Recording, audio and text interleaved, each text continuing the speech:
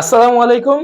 SSC 2025 ব্যাচের স্টুডেন্টরা এবং এইচএসসি 2027 ব্যাচের স্টুডেন্টরা, তোমরা জানো তোমাদের পরীক্ষা ইতিমধ্যে শেষ এবং তোমাদের এসএসসি পরীক্ষার পরবর্তী সময়টুকুতে তোমরা কি কি করবে এবং কি কি করবে না সেটা নিয়ে দ্বিধাদ্বন্দ্বে আছো।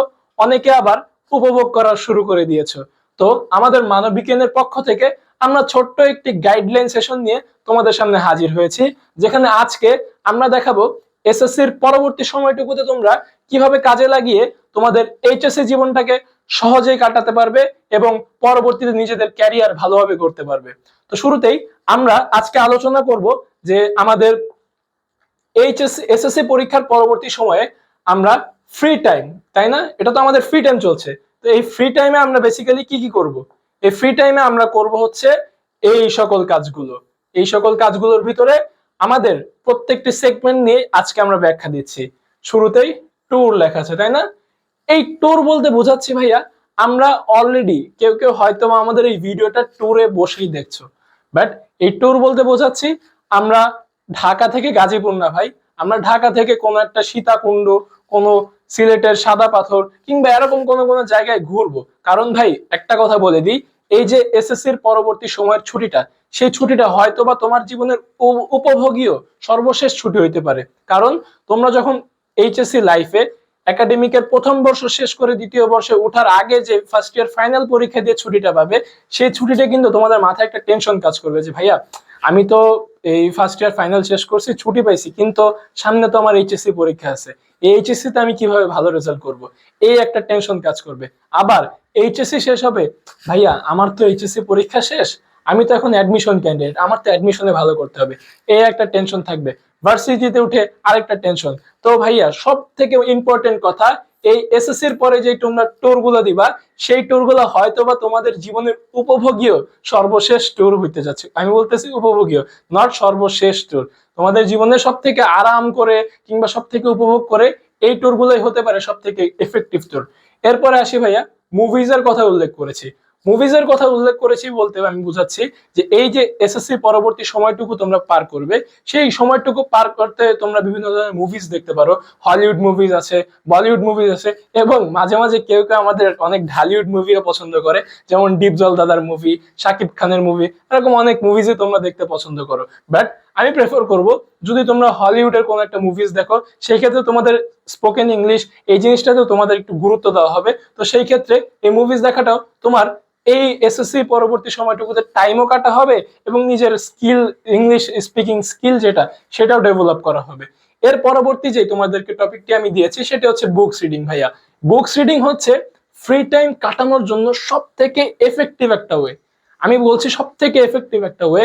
যখন তুমি একটা ফ্রি টাইমে আছো, তুমি চাইলে ফেসবুক স্ক্রল করতে পারতেছো, তুমি চাইলে ইনস্টাতে স্টোরি দিতে পারতেছো, বাট যখন তুমি একটা বুকস পড়বা, তোমার টাইমটা তো কাটছে, তুমি সে নিজের চিন্তা ধারণাকে সেই বইয়ের মাঝখানে দিবা এবং তোমার যে বইয়ের সম্পর্কে যে জ্ঞানটুকু আছে সেই জ্ঞানটুকু লাভ করা হচ্ছে। মানে এক ঢিলে কাইন্ড অফ 2 থেকে 3 পাখি মারা হয়ে যাচ্ছে। তো এরকম বাজারে অনেক অনেক বই আছে। স্পেশালি যদি আমার কাছে কোনো বইয়ের সাজেশন চাও, আমি সাজেশন দিব হচ্ছে বিভিন্ন থ্রিলিং বই, যেমন মোসাদ, র ও অন্যান্য এরকম অনেক বই আছে বাজারে। যেমন আমি বলবো যে মতিউর রহমান রিন্টু স্যারের যে বইটি আছে আমার ফাঁসি চাই, এই বইটি, এবং মেজর ডালিম স্যারের যে বইটি আমি মেজর ডালিম বলছি, এরকম অনেক অনেক বই আছে। এবং যারা একটু রিলিজিয়াস টাইপের, তোমাদেরকে বলবো যে তোমরা যদি রিলিজিয়ন নিয়ে ঘাটাঘাটি করতে বেশি পছন্দ করো, তোমাদের ক্ষেত্রে একটি বই আছে, আমাদের ইসলামের হযরত মুহাম্মদ সাল্লাল্লাহু আলাইহি সাল্লামের জীবনী নিয়ে একটি বই আছে, রাহিতুল মাকতুম। আমি বইটির নাম এখানে লিখে দিচ্ছি। বইটির নাম হচ্ছে রাহিতুল মাকতুম।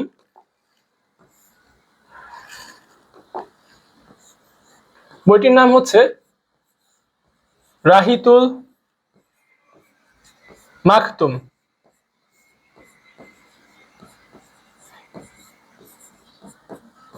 এই বইটি চাইলে তোমরা পড়তে পারো।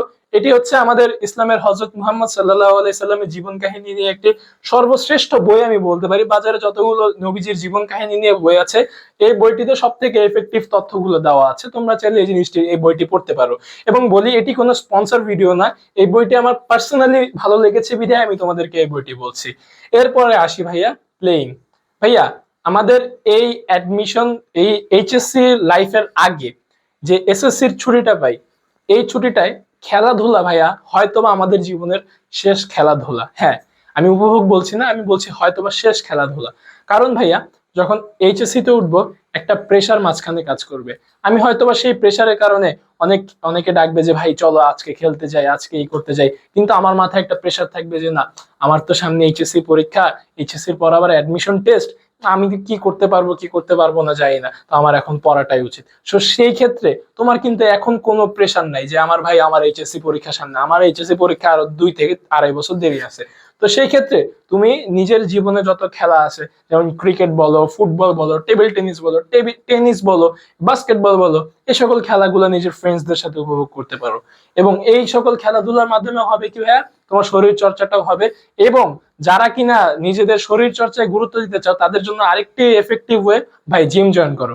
জিম জয়েন করলে এর থেকে টাইমও তোমার পাস হবে এবং এর মাধ্যমে নিজের শরীরটাকে তুমি স্ট্রং করতে পারবে। এবং এরপরে আসি ভাইয়া ইটিং যে সেগমেন্টটা, ইটিং সেগমেন্টটা বলতে বোঝাচ্ছি ভাইয়া আমাদের এই মোমেন্টে সুস্থ থাকাটা হচ্ছে সব থেকে গুরুত্বপূর্ণ একটি উপায়। যদি আমি সুস্থ না থাকতে পারি আমি ট্যুর দিতে পারবো না। আমি সুস্থ না থাকলে মুভিজ দেখবো ঠিকই, কিন্তু আমার মুভিজ দেখা হবে না। যদি আমার পেট খারাপ হয়, আরে মুভিজ তো আজকে দেখা যাচ্ছে না, আরে মুভিজ দেখতেছি কিন্তু চোখে মানে কি দেখতেছি মাথার ভিতরে ঢুকতেছে না। এবং যদি বই পড়তে বললো, না অত ভালো লাগতেছে না, আজকে বই পড়বো না, আমি খেলতে পারবো না, এরকম অনেক কিছু হয় যদি কিনা আমরা সুস্থ না থাকি। তো এই সুস্থ থাকার জন্য আমাদের সব থেকে বেশি গুরুত্বপূর্ণ জিনিসটা কি, হেলদি খাবার খাওয়া।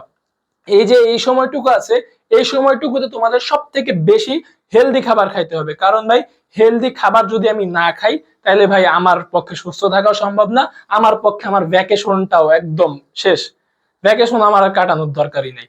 এরপরে ভাইয়া লাস্ট এবং সব থেকে গুরুত্বপূর্ণ যেই টপিকটি সেটি হচ্ছে থিঙ্কিং অ্যাবাউট ক্যারিয়ার। ভাইয়া থিঙ্কিং অ্যাবাউট ক্যারিয়ার মানে হচ্ছে যে আমি এইচএসসির পরবর্তী সময়টুকুতে কি করব। হ্যাঁ, এইচএসসির পরবর্তী সময়টুকুতে কি করব সেটি নিয়ে এইচএসসি শুরু হওয়ার আগে আমি এই জিনিসটি নিয়ে ভাবা। কারণ কি ভাইয়া, যখন আমি এসএসসি লাইফে আমার এই ক্যারিয়ার সম্পর্কে ভাববো তখন কিন্তু আমার এইচএসসি জীবনে সেই ক্যারিয়ার সম্পর্কে আমার ভাবার দরকার হচ্ছে না। আমি বড় হয়ে কি ল নিয়ে পড়তে চাই, নাকি আমি বিসিএস ক্যাডার হব, নাকি আমি আর্মি অফিসার হব, নেভি অফিসার হব, নাকি আমি কোনো ইউনিভার্সিটি প্রফেসর হব, এই জিনিসগুলো নিয়ে যদি আমি এইচএসসি লাইফে ভাবি সেক্ষেত্রে আমার ভাবার টাইমটা আর পড়াশোনার টাইমটা মিসম্যাচ হয়ে যাবে। তুমি যদি এখনই ভাবো যে ভাইয়া আমি ল নিয়ে পড়তে চাই, তাহলে এই সময়টুকুতে যদি তুমি এক্সিকিউট করতে পারো যে ভাইয়া ল নিয়ে পড়তে হলে আমার এইচএসসির পরে অ্যাডমিশনের জন্য আমার প্রত্যেকটা ভার্সিটিতে কাইন্ড অফ টপ টপ 100-এর ভিতরে আমার থাকতে হবে, 100 প্লাস মাইনাসের ভিতরে একটা থাকতে হবে। এই জিনিসটা তুমি এখন একটা প্ল্যান করে নিলে যে আমি লয়ার হইতে চাই, আমার লয়ার হওয়ার জন্য কি করতে হবে, একটা ভার্সিটিতে ল ডিপার্টমেন্ট নিয়ে পড়তে হবে। এবং সেই লতে চান্স পাওয়ার জন্য আমার কি করতে হবে, যে আমার একটা ভার্সিটিতে টপ 100-এ থাকতে হবে কিংবা 100 প্লাস মাইনাসে থাকতে হবে। সেই ক্ষেত্রে তোমার প্রিপারেশনটা, তোমার এইচএসসি যে প্রিপারেশনটা সেটা তুমি গুছাতে পারবে। এবং তার পাশাপাশি তোমার যে এইচএসসির পড়ালেখার পাশাপাশি অ্যাডমিশনের পড়ালেখা, সেটি নিয়ে তোমার চিন্তা ধারণাটি কাজ করা স্টার্ট করবে।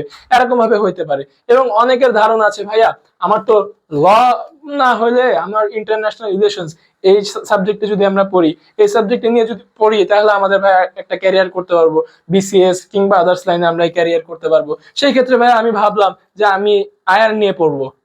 আমি আয়ার নিয়ে পড়লে আমার কোন কোন ভার্সিটি, যেমন আমাদের ডিইউ, সিইউ, আরইউ, জেইউ, এই যে এই সকল ইউনিভার্সিটি গুলো আছে, এরপরে বিউপি আছে, অনেক অনেক গুচ্ছ ইউনিভার্সিটি গুলো আছে। এই সকল ইউনিভার্সিটিতে আয়ার ডিপার্টমেন্টে পড়ার জন্য আমার কত র্যাঙ্কে থাকা লাগবে এই একটা চিন্তা ধারণা তোমার মাথার ভিতরে আসবে।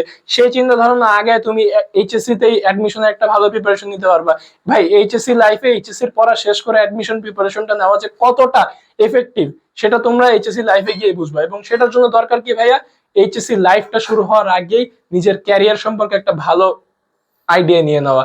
এখন ভাইয়া আমরা জানি যে ভাই বিসিএস ক্যাডার কিংবা লয়ার হইলাম না ভাইয়া, আমি অন্য লাইনে ক্যারিয়ার করতে চাই। হ্যাঁ, তোমার অন্য লাইনে ক্যারিয়ার করার ভাই অনেক অনেক অপশন আছে। যেমন তুমি বাংলাদেশের কত কত সেক্টরে তুমি যাই এই করতে চাও, তুমি বিজনেস করতে চাও, তুমি বিজনেস করতে পারো, তুমি পড়ালেখার সাথেই থাকতে চাও, তোমার অনেক অনেক অপশন আছে। যদি আমি তোমাদেরকে দেখাই যে ক্যারিয়ার হিসাবে যদি তোমরা চুজ করতে চাও, তোমাদের ক্যারিয়ার হিসাবে আছে বাংলাদেশ আর্মি নেভি এয়ারফোর্সে অফিসার হিসেবে যুক্ত হইতে পারো।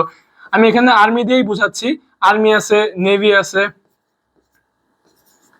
এয়ারফোর্স আছে, এরকম অনেক জায়গাতে তোমরা এই আর্মি নেভি এয়ারফোর্সে কমিশন অফিসার হিসেবে যুক্ত হতে পারবা। এবং তার পাশাপাশি যদি আমি বলি, তোমরা জার্নালিজম নিয়ে যদি পড়তে চাও, জার্নালিস্ট হতে পারবা। জার্নালিজম নিয়ে পড়লে তোমরা জার্নালিস্ট হতে পারবা। এবং তার পাশাপাশি তোমরা যদি চাও যে আমি ইউনিভার্সিটি প্রফেসর হব, ইচ এন্ড এভরি সাবজেক্ট, তুমি যেই সাবজেক্ট নিয়ে পড়তে চাও সেই সাবজেক্টের উপর ভালো করে তুমি ইউনিভার্সিটি প্রফেসর হতে পারবা এবং ইউনিভার্সিটি প্রফেসর হতে পারবা, তাই না? এরপর ভাইয়া যদি আমার ধরো আমি বলতেছি ভাইয়া আমার গভর্নমেন্ট জব পছন্দ, কিন্তু ভাইয়া আমার এই বিসিএস এগুলা দিতে আমি পারছি না, কিংবা বিসিএস এ আমার ইচ্ছা নাই, এই যে ভাই আমি বিসিএস ছাড়া আমি গভর্নমেন্ট জব কিভাবে পাবো? ভাইয়া আমার বিসিএস ছাড়া গভর্নমেন্ট জবের বাংলাদেশে অভাব নেই ভাই। ডিএনসিসি তে তুমি চাকরি নিতে পারবা, মানে সিটি কর্পোরেশনে যেটা, সেটা ফার্স্ট ক্লাস গেজেটেড অফিসার হিসেবে ঢুকতে পারবা। এবারে বাংলাদেশ পল্লী বিদ্যুৎ যেটা আছে, সেখানেও তোমরা অফিসার হিসেবে ঢুকতে পারবা। এরকম অনেক অনেক জায়গাতে ভাইয়া তোমার ক্যারিয়ারের হাজার হাজার অপশন আছে। তুমি যদি গুগল, ইউটিউব, ফেসবুক যা যা স্ক্রল যে করতেছো ভাইয়া, এই স্ক্রলিং এর ভিতরে যদি তুমি ভাইয়া খুঁজো যে আমি কি হইতে চাই, আমার পার্সোনালিটির সাথে, আমার পড়ালেখার সাথে, আমার অ্যাবিলিটির সাথে কোন জিনিসটা যায়, আমি এখনই ভেবে নিই, যাতে আমার এইচএসসি লাইফে কিংবা এইচএসসির পরবর্তী লাইফে অ্যাডমিশন টাইমে এই জিনিসটা আমার ভাবার দরকার না হয়। সেই ক্ষেত্রে ভাইয়া তোমার এই যে এই টাইমে যে তুমি থিঙ্কিং অ্যাবাউট ইউর ক্যারিয়ার, তুমি তোমার ক্যারিয়ার নিয়ে যদি ভাবো, তাহলে ভাই তোমার সব থেকে বেস্ট হবে এবং এইচএসসি লাইফটা তোমরা ভালোভাবে কাটাতে পারবা। এবং তার পাশাপাশি এইচএসসির পরে অ্যাডমিশনও তোমাদের ভালো হবে এবং ক্যারিয়ারের কথা তো বলেই দিলাম। সুতরাং তোমাদেরকে বলছি যে এই যে এই টাইমটুকু, এসএসসির পরবর্তী টাইমটুকু তোমরা নিজেদেরকে দাও সম্পূর্ণটুকু, এবং নিজেদের ব্যাপারে ভাবো যে ভাই আমি কি করতে চাই, আমি কি হইতে চাই, এবং এগুলো করার জন্য আমার কি কি করা দরকার, এসব নিয়ে ভাবো। এবং যেটা বললাম, ট্যুর দাও ভালো করে, মুভিজ দাও, মুভিজ দেখো, বুকস পড়ো, খেলাধুলা করো, স্বাস্থ্যবান খাবার খাও, এই সকল কাজ করো ভাই, নিজেকে সময় দাও। এইচএসসি লাইফে যদি ভালো করতে চাও ভাই, তোমাদের জন্য অনেক অনেক অপশন আছে। যদি আমি বলি ভাই যে ভাই আমার এখানে, তুমি এইচএসসি লাইফ ভালো করতে চাও, তোমার জন্য এখনো তোমার অপশন আছে ভাই। তোমার এইচএসসি লাইফ তুমি ভালো করতে চাও, তোমার এখনো অপশন আছে ভাই। তোমার এইচএসসি লাইফ ভালো করার জন্য তোমাদের কাছে আছি আমরা। আমরা কারা? আমরা মানবিকিয়ান। আমরা মানবিকিয়ানের ফেসবুক পেজ, ইউটিউব চ্যানেল এবং ওয়েবসাইটে তোমরা তোমাদের ফ্রি ক্লাসগুলো উপভোগ করতে পারবা।